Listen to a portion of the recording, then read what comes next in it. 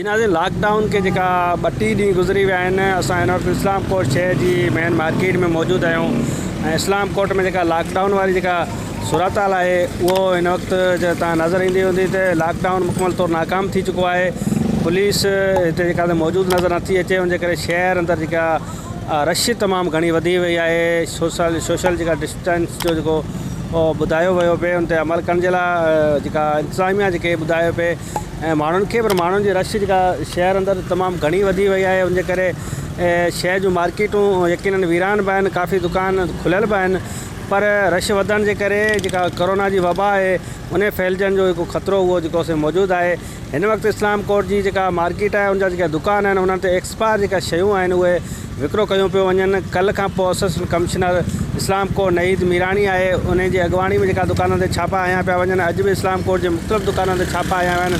उन्हनि दुकाननि ते खाधे पीते जेको सामान आहे, मसालो आहे, मिर्च आहिनि, उन सां गॾोगॾु धाणा आहिनि, काफ़ी जेके ॿियूं शयूं आहिनि, बिस्किट आहिनि, उहे एक्सपायर मिलिया आहिनि। उन सां गॾु हीअ जेका उन ते जेका डेट एक्सपायरिंग जेके लॻियल आहे 2016 खां जेके उहे शयूं जेका पुराणियूं पयल आहियूं उहे इंसाननि खे जेका विकिरो करे ॾिनियूं पियूं वञनि। हिन ते असिस्टेंट कमिश्नर जेका सख़्तु जेका दुकाननि ते तंबीह कई आहे, उन्हनि ते जेका दंड बि विधो वियो आहे।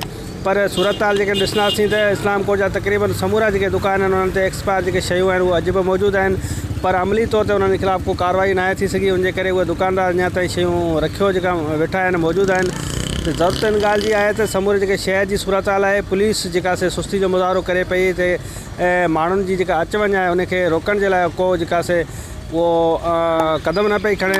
ज़िले इंतिज़ामिया खे घुरिजे त समूरी सूरत हाल ते जेका कंट्रोल करण जे लाइ पुलिस खे सख़्तु हिदायतूं जारी कयो वञनि।